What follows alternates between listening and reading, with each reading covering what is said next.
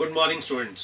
आज हम नेक्स्ट वाला वीडियो लेके आ रहे हैं, how to score 100+ marks in NDA. देखिए, हमने पहली दो वीडियोस जो है वो आप बना चुके हैं कि मैथ्स में क्या आता है और मैथ्स के ऊपर कौन से टाइप के क्वेश्चन आते हैं और कितने क्वेश्चन आपको अटेम्प्ट करने हैं, कौन कौन से टॉपिक हमें +1 +2 में से करने हैं एनडीए के एग्जाम के लिए। तो आज हम लेके आए हैं और हमने टॉपिक स्टार्ट किया था लास्ट टाइम, आपको याद होएगा। लास्ट टाइम हमने स्टार्ट किया था टॉपिक प्रोबेबिलिटी। मैं उसी को कंटिन्यू कर रहा हूँ और चेक करते हैं कि प्रोबेबिलिटी में हमारे पास नेक्स्ट वाला कौन सा थ्योरम है। ध्यान से देखिएगा। देखो देखो मैंने पहले बताया, पहले हम बिल्कुल बेसिक से स्टार्ट कर रहे हैं। मैंने आपको पहले बताया था कि हमारे फंडामेंटल जो है ना बहुत क्लियर होने चाहिए। जैसे जैसे लेवल ऊपर जाएगा फिर हम हार्ड क्वेश्चन भी लेंगे, है ना। अभी हम थोड़ा बेसिक से चलेंगे। ये लेवल 2 का मान के चलो। पहले वाली वीडियो लेवल 1 की थी, ये वाला लेवल 2 और जो लास्ट वाला होगा प्रोबेबिलिटी 3 वो सबसे लेवल 3 पे जाएंगे।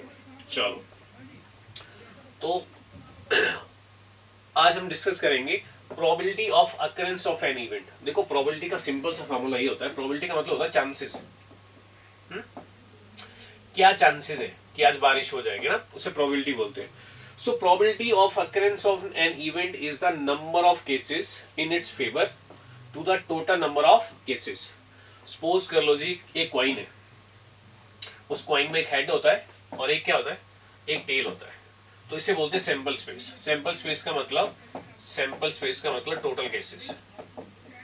शायद हमने लास्ट टाइम भी ये डिस्कस किया था। सो प्रोबेबिलिटी क्या होती है? प्रोबेबिलिटी होती है number of favourable cases divide by total cases. ये हमारा प्रोबेबिलिटी का फॉर्मूला है और पूरे टॉपिक में हम इसी के ऊपर डिस्कशन करेंगे।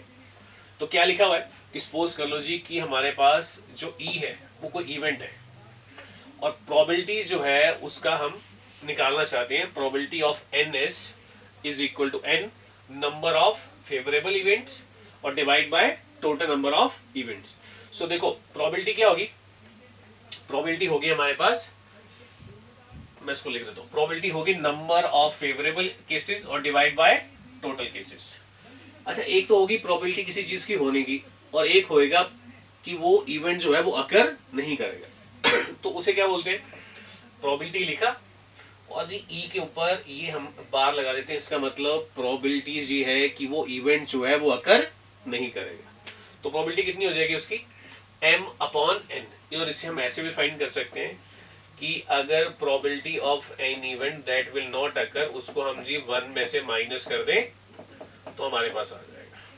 ठीक है, और ये हम, मुझे लगता है इसका थोड़ा सा हम पहले डिस्कस कर चुके हैं फर्स्ट वाली वीडियो में। तो चलो नेक्स्ट वाला देखते हैं। नेक्स्ट वाला क्या है हमारे पास? ठीक है, नेक्स्ट वाला है probability of an event is happening. ये तो सेम वही है। And P is the probability of not happening of an event and the definition of its. अच्छा, एक हमने लिमिट किया था। प्रोबेबिलिटी का जो लिमिट है ना वो आपका 0 से स्टार्ट होता है और जी उसका वैल्यू जो है 1 तक जाता है। सो अगर कोई पूछेगा कि प्रोबेबिलिटी की लिमिट क्या है, तो बोलेंगे प्रोबेबिलिटी का लिमिट 0 से लेके कहां तक होता है? 1 तक होता है। इसका मतलब 0 से कम नहीं हो सकती प्रोबेबिलिटी, नेगेटिव में नहीं आ सकती, और प्रोबेबिलिटी का वैल्यू कभी भी 1 से ज्यादा नहीं हो सकता। एक एग्जाम में क्वेश्चन आया हुआ था, उसे पूछा हुआ था which of the following is not the value of the probability, और उसने ऑप्शन दिया हुआ था फर्स्ट वाला 2/7, सेकंड ऑप्शन दिया हुआ था 1.1, थर्ड ऑप्शन दिया हुआ था 0 और जी फोर्थ वाला ऑप्शन जो दिया हुआ था वो दिया हुआ था 7/8। और उसने बोला था बताओ कि इन चार में से कौन सा ऐसा है जो प्रोबेबिलिटी का वैल्यू नहीं है। ऑब्वियस सी बात है जी, हमें पता है कि प्रोबेबिलिटी का वैल्यू 0 से कम नहीं हो सकता और 1 से ज्यादा नहीं हो सकता, और सेकंड वाला ऑप्शन है 1.1।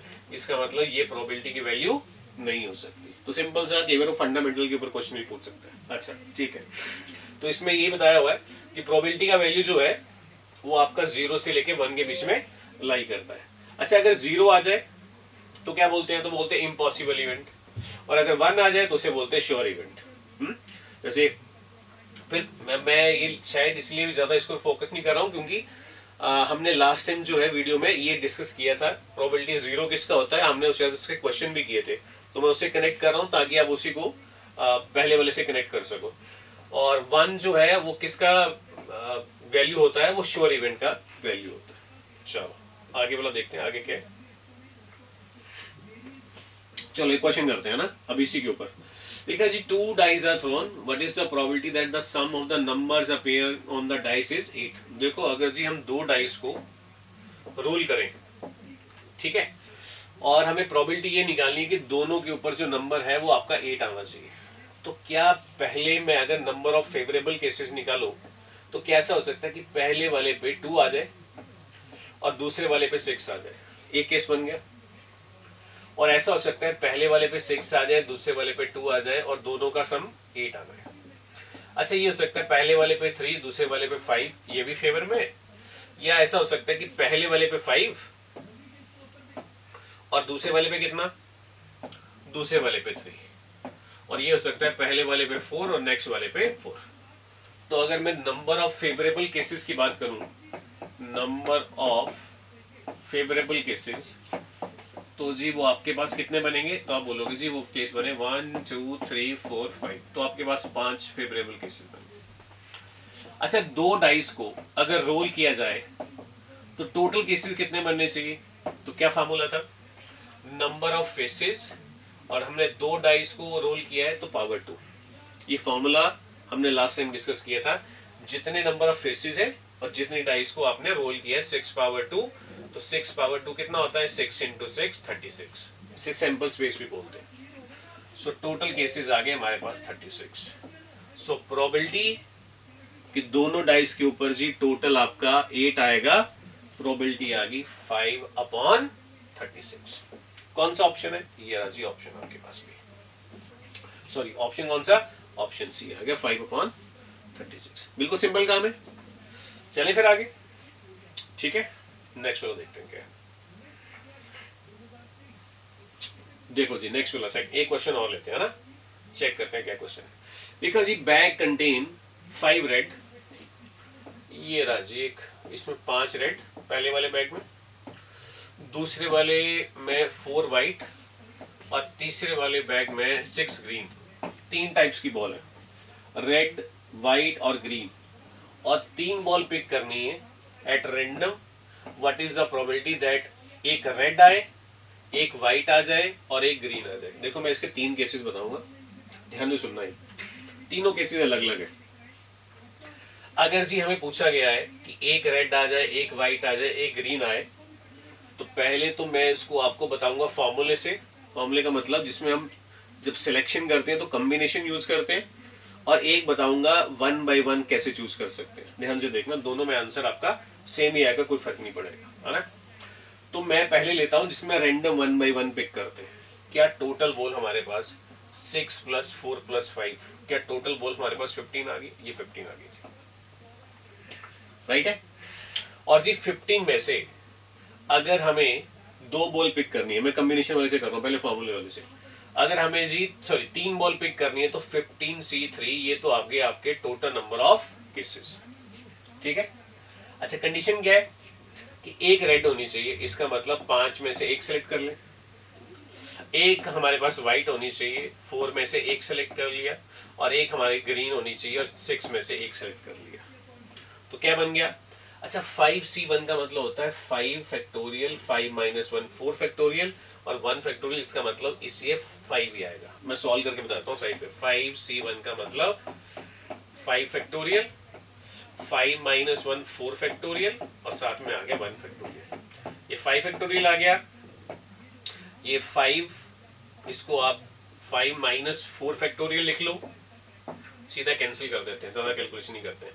ये 5 × 4 फैक्टोरियल लिख देते हैं और 4 फैक्टोरियल से कैंसिल कर देते हैं। देखो जी 5 आ गया। सेम थिंग, इधर कितना आएगा, इधर आएगा 4, और इधर कितना आएगा, इधर आएगा 6, आ गया ऊपर। अच्छा 15C3 को कैसे लिखेंगे, आप बोलोगे 15 × 14 × 13 और डिवाइड बाय 3 × 2 × 1 आ गया, सही है। अब देखो कैंसिल कर लेते हैं। अच्छा 3 × 2 × 1, इसको चाहे आप यहां से कैंसिल कर दो या ऊपर कैंसिल कर दो, एक ही बात है। मैं ऐसे करता हूँ, 3 5 का कैंसिल कर देता हूँ, इस 5 से कैंसिल कर दिया, 2 से किया जी 2 7 का ये आ गया, सही है। और कुछ कैंसिल होता है और कुछ कैंसिल नहीं होता जी। तो हमारे पास कितना आ गया, 4 × 6, ये आ गया हमारे पास 24, और 13 × 7 ये हमारे पास आ गया 91। इसका मतलब जी प्रोबेबिलिटी आ गई हमारे पास एक रेड, एक वाइट और एक ग्रीन बॉल सेलेक्ट करने की 24/91। कौन सा ऑप्शन है? ऑप्शन हमारे पास ये यार, पहले बताओ क्लियर हो गया कि नहीं? बिल्कुल सिंपल काम है, ठीक है। देखो नेक्स्ट वाला जी हमारे पास odds in favour and odds in against. कितने हमारे पास फेवर में चीजें हैं और कितनी चीजें हमारे पास अगेंस्ट में है, उसे हम इससे डिनोट करते हैं against, sorry odd in favour and odd in against वाले में। चलो चेक करके देखो कैसे लिखा जी। In a random experiment the total number of outcomes in out of which are favorable to an event then odds in favor of A is equal to M और M minus 1। मैं इसका simple सा एक example बताता हूँ। देखो odd in favour का मतलब ये होता है कि सपोज कर लो टोटल 5 लोग हैं, इसमें से 2 लोग आपको पसंद करते हैं, तो ऑब्वियस बात है 5 में से 3 लोग ऐसे होंगे जो आपको पसंद नहीं करते होंगे। तो आप ऐसा बोलोगे जी ऑड इन फेवर जो है, ऑड इन फेवर जो है, ऑड इन फेवर का मतलब ये 2। तो ये कैसे आएगा कि अगर आपको 2 लोग पसंद करते हैं तो ऑब्वियस बात है नहीं पसंद करने वाले जो है वो टोटल में से 3 क्या कर देंगे? माइनस कर देंगे। तो हम बोलेंगे 5 - 3। तो सेम देखो यहाँ पे क्या लिखा हुआ है, M जो आपकी फेवर में है, और ऑब्वियस बात है जो आपके अगेंस्ट होंगे वो M - N आ जाएंगे। कैसे करेंगे? उसमें से वो माइनस कर देंगे। अच्छा अब देखो ऑड अगेंस्ट का मतलब, सपोज कर लो जी कि अगर मैं ऐसा बोलूं कि 3 मेरे किस में है? अगेंस्ट में। तो मेरे फेवर में कितने होंगे? तो मैं बोलूंगा जी टोटल में से 5 में से 3 जो है माइनस कर दो, तो ऑब्वियस बात है इसका बन जाएगा 3:2 बन जाएगा। तो कभी ऐसा लिखा हो ना odds in favour and odd in against is equal to 3:2, इसका मतलब ये है, अच्छा ऐसा लिखा हुआ है ऑड इन फेवर 3:2, इसका मतलब 3 फेवर में और 2 आपके अगेंस्ट में, और टोटल कितना आएगा? टोटल आएगा 3 + 2, तो आपका 5 आ जाएगा। ठीक है, ये आ गया हमारे पास कॉन्सेप्ट किसका? Odd in favour and odd in against वाले का। चले फिर आगे नेक्स्ट वाला देखें क्या है। चलो अब इसके ऊपर क्वेश्चन कर लेते हैं। लिखा हुआ जी odds in favour. Odds in favour का मतलब जो आपकी फेवर में है ऑफ एन इवेंट आर 2:7। देखो मैंने अभी बताया आपको कि ऑड इन फेवर का मतलब ये है कि 2:7 का मतलब ये है कि जी 2 लोग जो हैं वो आपकी फेवर में है, तो ऑब्वियस सी बात है आपकी अगेंस्ट में कितने होंगे? 7 हो जाएंगे। तो टोटल कितने हुए? तो आप बोलोगे टोटल हो जाएंगे 2 + 7, तो जी टोटल बन गया हमारे पास 9, जिसको जी हम सैंपल स्पेस और टोटल नंबर ऑफ केसेस बोलते हैं। तो find the probability that the occurrence of this event. तो ऑब्वियस सी बात है प्रोबेबिलिटी जो है हमें फाइंड करना है अकरेंस का। तो ऑब्वियस सी बात है जो फेवरेबल केसेस हैं जो हमारी फेवर में है वो 2 लोग हैं, और डिवाइड बाय 7 नहीं आएगा, डिवाइड बाय आएगा टोटल केसेस 2/9। कौन सा ऑप्शन है? आप बोलोगे जी ऑप्शन है ये हमारा आंसर आ गया, है ना? बिल्कुल सिंपल काम। चले फिर आगे, चलो नेक्स्ट वाला देखते हैं क्या है। नेक्स्ट वाला देखो बिल्कुल सही है जी, एडिशनल थ्योरम सबसे इंपॉर्टेंट थ्योरम है, ध्यान से देखना, फिर मैं आपको इसको वेन डायग्राम से भी समझाऊंगा। लिखा जी अगर A और B 2 इवेंट्स है associated with the random experiment, then PA union B is equal to PA plus PB और PA इंटरसेक्शन B।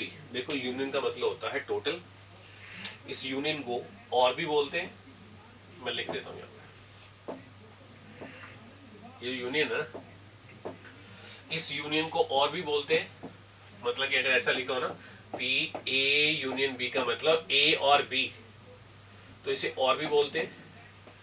और ये जो लिखा हुआ है intersection P, probability of A intersection B का मतलब है ये है जी आपके पास एंड A एंड B। तो ध्यान रखना और के लिए यूनियन आएगा और एंड के लिए हमारे पास इंटरसेक्शन आएगा, सही है। अच्छा यहाँ पे लिखा हुआ है A and B are mutually exclusive. Mutually exclusive का मतलब ये है जी कि अगर A और B के बीच में कोई कॉमन नहीं है। मैं इसका एग्जांपल बताता हूँ। सपोज कर लो A जो है उसमें हमारे पास एलिमेंट है 3 और 4, और B जो है हमारे पास कोई सेट है उसमें एलिमेंट्स हमारे पास है 5 और 6, और इन दोनों में कोई भी चीज कॉमन नहीं है, तो हम इसको बोलते हैं जी A इंटरसेक्शन B जो है वो बिल्कुल 5 है। 5 का मतलब ये है कि इसमें कोई भी चीज कॉमन नहीं है। तो जब भी हमारे पास ऐसे कोई इंडिपेंडेंट इवेंट आते हैं ए और बी जिसमें कोई भी चीज कॉमन नहीं हो तो उसे बोलते हैं म्यूचुअली एक्सक्लूसिव इवेंट। और इसमें जी आपका प्रोबेबिलिटी जो है ए और आपका इंटरसेक्शन वाले का वैल्यू जो है वो आपका 0 आता है। ये उल्टा लिख दिया गया है, मैं इसको ठीक कर देता हूँ। यहाँ पे ये यूनियन नहीं है, यहाँ पे ये इंटरसेक्शन आएगा। मैं दोबारा लिखता हूँ इसको, P A intersection B is equal to 0 आएगा। इसका मतलब P अगर हमें बोला जाएगा तो इंटरसेक्शन का मतलब है एंड A एंड B का वैल्यू जो है वो 0 आएगा। तो हमारे पास P A यूनियन B जो है वो सिर्फ कितना बच जाएगा, probability of A plus probability of B। Simple सी बात है, आपके पास ये वाला जो वैल्यू है बिल्कुल 0 हो जाएगा। बट ध्यान रखना ये उसी केस में होता है जब हमारे पास इवेंट जो है म्यूचुअली एक्सक्लूसिव होते हैं। म्यूचुअली एक्सक्लूसिव का मतलब बीच में कोई भी चीज कॉमन नहीं। सिंपल है। चलो आगे चलते हैं, देखते हैं इसके ऊपर कोई क्वेश्चन है तो आगे लेते हैं। अच्छा, ये तो 2 इवेंट के लिए किया, अब 3 इवेंट्स के लिए देखते हैं क्या होगा। 3 इवेंट्स के लिए सेम फार्मूला वही लगाएंगे। कौन से वाला, P A union B union C is equal to P A P B P C minus P A intersection B P B intersection C P A intersection C और P A intersection B intersection C. और obvious ही बात है जी, अगर A B और सी mutually exclusive है, mutually exclusive का मतलब अगर इन तीनों के बीच में कोई भी चीज कॉमन नहीं है, अगर जी कॉमन आपका फाई है ए बी और सी के बीच में, तो ऑब्वियस ही बात है ये सारी चीजें, ये वाली सारी चीजें ये आपकी 0 हो जाएंगी।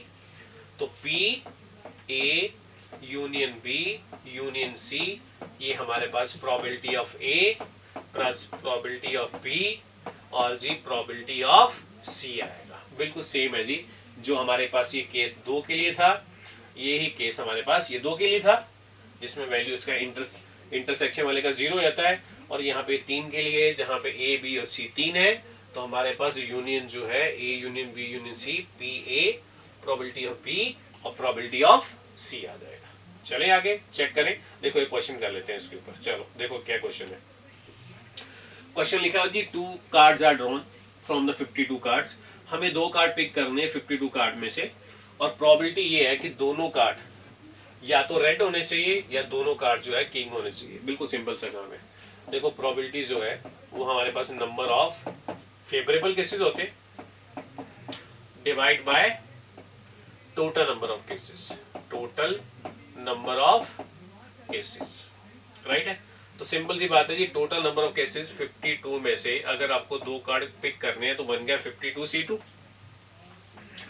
राइट है। और अगर ये तो टोटल हो गया केसेस, और अगर आपने 2 कार्ड जो पिक करने हैं दोनों ही कार्ड रेड होने चाहिए, तो ऑब्वियस सी बात है हमारे पास 52 में से रेड कार्ड होते हैं 26, तो उसमें से 2 कार्ड पिक कर लिए, तो पहले आ जाएगा 26C2, पहला आ गया। प्लस इसलिए लगा रहा हूं क्योंकि यहाँ पे और लिखा हुआ है। या फिर दोनों कार्ड क्या होने चाहिए, दोनों कार्ड किंग होने चाहिए। किंग हमारे पास 4 होते हैं, 4 में से जी अगर आप 2 कार्ड पिक करो तो प्रोबेबिलिटी आएगी 4C2। बट प्रॉब्लम होता है क्या है, किंग जो है वो हमारे पास 2 रेड होते हैं और 2 ब्लैक होते हैं, और जो 2 ब्लैक वाले जो हमारे पास किंग है वो पहले ही इन ब्लैक कार्ड में आ चुके हैं। तो हमें क्या करना है, उनको कॉमन वालों को इनमें से माइनस करना है। इसका मतलब 2 जो है हमारे पास कार्ड कौन से, ब्लैक वाले, और पिक भी कितने किए थे 2C2, ये हमारे पास यहाँ पे आ गया। बस कुछ नहीं करेंगे जी, इस वाले पोर्शन को हम सॉल्व कर लेंगे और हमारा आंसर आ जाएगा। सिंपल है। मैं आपको बता देता हूँ एक बार इनको लिखना कैसे है, फिर उसके बाद सॉल्व करके देख लेंगे। 26C2 को लिखेंगे 26 मल्टीप्लाई बाय 25 और नीचे आ जाएगा 2 into 1, राइट है। प्लस 4C2 का मतलब 4 into 3 अपॉन 2 मल्टीप्लाई बाय 1, और यहाँ पे -1 आ गया। और 52C2 को लिखेंगे 52 multiply by 51 upon 2 multiply by 1, और इसे हम जब सॉल्व कर लेंगे सारी कटिंग करके तो हमारे पास आंसर आ जाएगा 55 अपॉन 221 जी, हमारा आंसर आ जाएगा। सिंपल से काम है। तो हमने क्या किया, देखो 2 कार्ड पिक करने थे, या तो दोनों रेड होने चाहिए थे या दोनों किंग होने चाहिए थे। ये रेड की प्रोबेबिलिटी आ गई, कौन से वाली, ये वाली, और ये किंग की आ गई, और जो कॉमन वाली थी वो उसमें से हमने माइनस कर दी, और ये हमारे टोटल केसेस आ गए। सिंपल काम है। चलो नेक्स्ट वाला देखते हैं क्या है। देखो जी नेक्स्ट वाला क्या है। नेक्स्ट वाला है जी कंडीशनल प्रोबेबिलिटी। पहले मैं आपको कंडीशनल प्रोबेबिलिटी समझा दूंगा और उसके बाद 2 क्वेश्चन मैंने लिखे हुए हैं, वो आपने ट्राई करने हैं। जब हमारी नेक्स्ट वाली लास्ट वाली वीडियो होगी प्रोबेबिलिटी के ऊपर, तो उन 2 क्वेश्चन को डिस्कस करेंगे, और मैंने आपको बताया उसमें हम हाई लेवल के क्वेश्चन लेंगे। राइट है, चलो देखो जी क्या है। देखो कंडीशन प्रोबेबिलिटी रही है कि अगर 2 इवेंट है ए और बी और रैंडम एक्सपेरिमेंट के साथ है, then the probability of occurrence of an event A under the condition that B has already occur. इसका मतलब ये है जी, probability, condition of probability of A upon B लिखा हो, इसका मतलब ये है then the probability of occurrence of an event A, मतलब कि ए का प्रोबेबिलिटी होने का, अकरेंस का, किसके condition, under the condition that B has already been occur. इसका मतलब जो आपका बी वाला इवेंट होएगा वो पहले ही हो चुका होगा, उसको देखते हुए ये बताओ जी प्रोबेबिलिटी ऑफ ए कितना आएगा। तो इसे बोलती है conditional probability of A and B, और इसका फार्मूला क्या है, probability of A intersection B upon probability of, क्या लिखा हुआ डिनोमिनेटर में बी, इसे बोलते हैं प्रोबेबिलिटी ऑफ बी।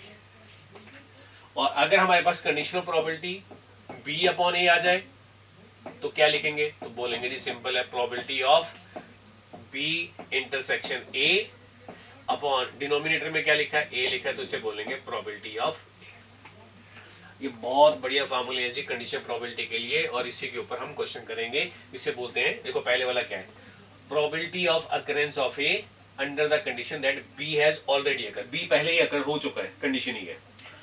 और probability of B upon A का मतलब probability of occurrence of B such that A जो है वो ऑलरेडी हैपन हो चुका है। सही है।